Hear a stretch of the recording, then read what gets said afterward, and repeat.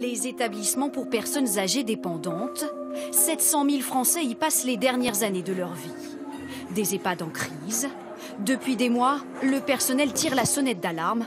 Leurs établissements manquent de moyens. À 6h30, on bouscule les gens. Pourquoi? Parce qu'on est obligé de faire vite. Comment vous faites manger 16 résidents en 1h30? Au milieu de la nuit, je dois réveiller la personne. Ça, c'est juste parce qu'on ne m'a pas fourni assez de couches. Un manque de financement dénoncé par plusieurs rapports parlementaires et même par le gouvernement. Certains établissements connaissent en effet des difficultés et il nous revient d'en analyser les causes. Les EHPAD ont besoin d'argent, cela fait consensus. Mais comment les financer? Qui doit payer? C'est la question qui fait débat. Il y a aujourd'hui en France 6 900 établissements pour personnes âgées dépendantes. Qui finance ces EHPAD? Qu'ils soient publics ou privés, chaque EHPAD est financé de la même manière.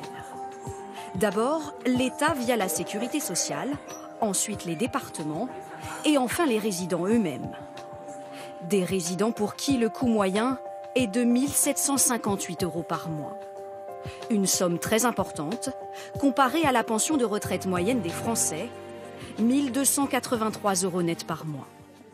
Un système complexe qui frôle l'absurde selon ce directeur d'EHPAD, car chaque budget sert à payer des dépenses bien précises. Par exemple, le fauteuil roulant de madame, c'est du budget sécurité sociale.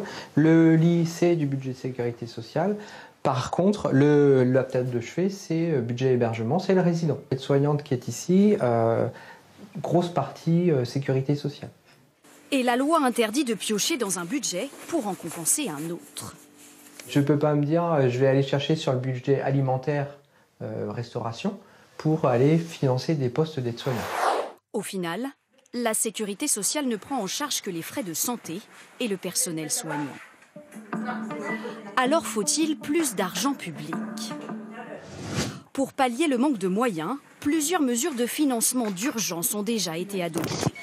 2003, après la canicule, l'État instaure une journée de solidarité. Elle rapporte 1,4 milliard d'euros chaque année.